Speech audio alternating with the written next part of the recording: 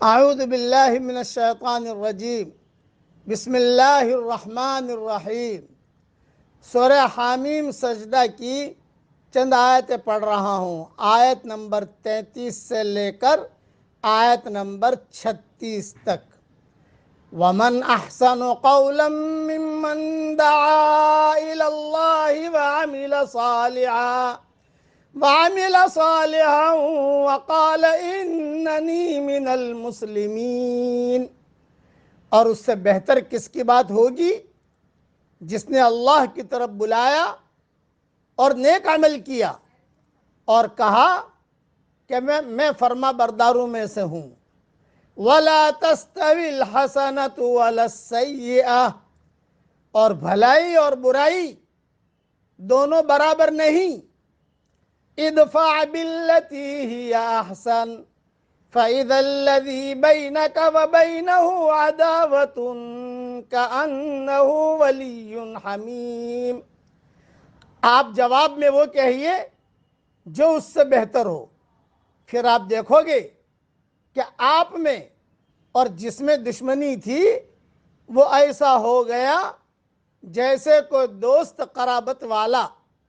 وَمَا يُلَقَّاهَا إِلَّا الَّذِينَ صَبَرُوا، یہ بات اسی کو ملتی ہے جو صبر کرنے والے ہیں۔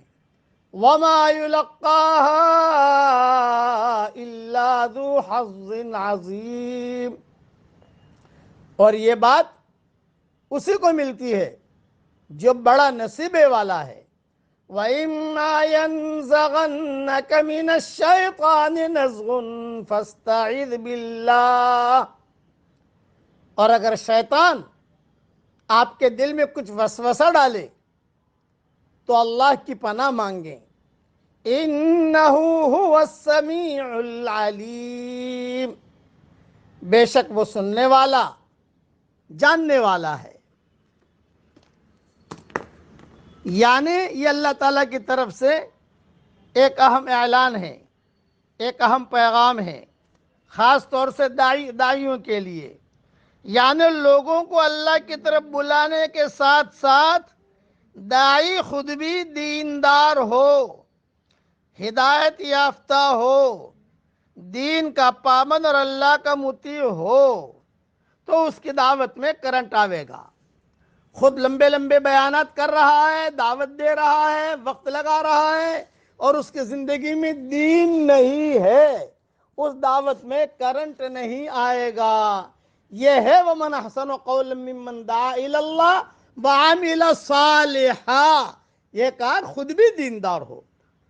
دوسری اہم اخلاقی ہدایت بیان کی، یہ ایک بہت ہی اہم اخلاقی ہدایت ہے کہ برائی کو اچھائی کے ساتھ ٹالو، یعنی برائی کا بدلہ احسان کے ساتھ، زیادتی کا بدلہ عفو کے ساتھ، غضب کا صبر کے ساتھ، بےہودگیوں کا جواب چشم پوشی کے ساتھ، اور مکروہات ناپسندیدہ باتوں کا جواب برداشت اور حلم کے ساتھ دیا جائے۔ اس کا نتیجہ یہ ہوگا کہ تمہارا دشمن دوست بن جائے گا، دور دور رہنے والا قریب ہو جائے گا، اور خون کا پیاسا تمہارا گرویدہ اور جانثار ہو جائے گا۔ یعنی برائی کو بھلائی کے ساتھ ٹالنے کی خوبی اگرچہ نہایت مفید اور بڑی ثمر آور ہے، بہت مفید ہے، لیکن اس پر عمل وہی کر سکیں گے جو صابر ہوں گے، غصے کو پی جانے والے اور ناپسندیدہ باتوں کو برداشت کرنے والے۔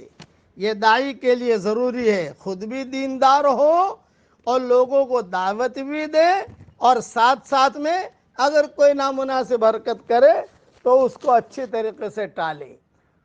تیسری ایک اہم بات کہ جب بھی داعی کے اندر اس قسم کا خیال آئے کہ فلاں بات کا جواب دینا ضروری ہے، فلاں بات کا جواب دینا چاہیے، فلاں کو یہ کہنا چاہیے، فلاں ظلم کے خلاف ضرور کارروائی کی جانی چاہیے، ورنہ جو ہے دشمن دلیر ہو کر اور زیادہ زیادتیاں کرے گا، تو سمجھ لینا چاہیے کہ یہ ایک شیطانی وسوسہ ہے۔ مومن اور داعی کا فرض ہے کہ وہ ایسے خیال سے خدا کی پناہ مانگے، نہ کہ وہ اس کے پیچھے دوڑنا شروع کرے۔ یہ ہے مطلب وَإِمَّا يَنزَغَنَّكَ مِنَ الشَّيْطَانِ نَزْغٌ فَاسْتَعِذْ بِاللَّهِ إِنَّهُ هُوَ السَّمِيعُ الْعَلِيمُ۔ اس کے علاوہ لمبی تفصیل اس کی ہے، میری غیر مطبوعہ ریاض التفسیر میں جب بھی اللہ چاہے گا آئے گی، انشاءاللہ وہاں دیکھ لینا۔ خلاصہ کلام یہ کہ داعی نمبر 1 داعی دعوت بھی دے اور خود دیندار بھی ہو۔ نمبر 2 نامناسب حالات آوے بہت اچھی طریقے سے اس کو جواب دے، حلم کے ساتھ، صبر کے ساتھ۔ اور پھر جو ہے اگر کوئی شیطانی وسوسہ آئے بھی جواب دینا چاہیے، بھی ان کو ڈرانا چاہیے، بھی ان کو یہ کہنا چاہیے، سمجھ لیجئے کہ شیطانی وسوسہ ہے، اس کے پیچھے مت دوڑیے۔ آپ جو ہے ہم صرف ہمارے کام میں لگے رہیں اور اللہ کے حوالے کام کو معاملے کو کرتے رہیں۔ افوض امری الی اللہ، اللہ کے بندوں کو اللہ کی طرف بلائیے اور اپنا معاملہ اللہ کو سونپیے اور اپنا معاملہ اللہ کے ساتھ کلیئر کیجئے۔ اللہ تعالی ہم کو ان صفات پر عمل کرنے کی توفیق عطا فرمائے، آمین۔ وآخر دعوانا ان الحمدللہ رب العالمین۔